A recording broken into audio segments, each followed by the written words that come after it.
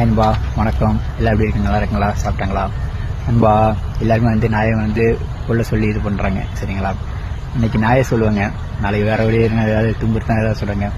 இந்த பூமி நமக்கான மட்டும் இல்லை நண்பா.